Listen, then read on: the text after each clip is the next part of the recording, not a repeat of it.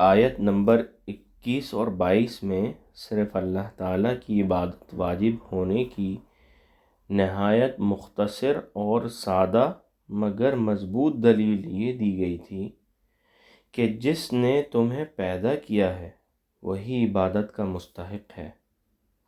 آیت 28 میں کافروں کے کفر پر تعجب کا اظہار بھی اسی بنا پر کیا گیا تھا۔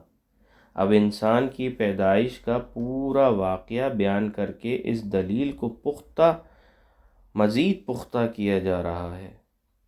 آیت میں خلیفہ سے مراد انسان ہے، اور اس کے خلیفہ ہونے کا مطلب یہ ہے کہ وہ زمین میں اللہ تعالیٰ کے احکام پر خود بھی عمل کرے گا اور اپنی طاقت کے مطابق دوسرے سے بھی عمل کروانے کی کوشش کرے گا۔ فرشتوں کے اس سوال کا منشا خدا نخواستہ کوئی اعتراض نہیں تھا،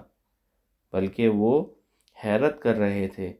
کہ ایک ایسی مخلوق کو پیدا کرنے میں کیا حکمت ہے جو نیکی کے ساتھ بدی کی صلاحیت بھی رکھتی ہوگی،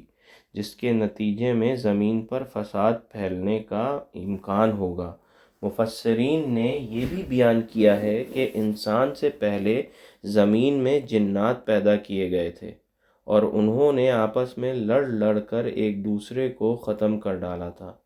فرشتوں نے سوچا کہ شاید انسان کا انجام بھی یہی ہو۔ ناموں سے مراد کائنات میں پائی جانے والی چیزوں کا نام ان کی خاصیت اور انسان کو پیش آنے والی مختلف کیفیات کا علم ہے، مثلاً بھوک،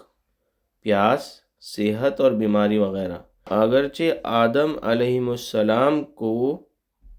ان چیزوں کی تعلیم دیتے وقت فرشتے بھی موجود تھے، لیکن چونکہ ان کی فطرت میں ان چیزوں کی پوری سمجھ نہیں تھی، اس لیے جب ان کا امتحان لیا گیا تو وہ جواب نہیں دے سکے، اور اس طرح اللہ تعالیٰ نے عملی طور پر انہیں باور کرا دیا کہ جو کام اس نئی مخلوق سے لینا مقصود ہے وہ فرشتے انجام نہیں دے سکتے۔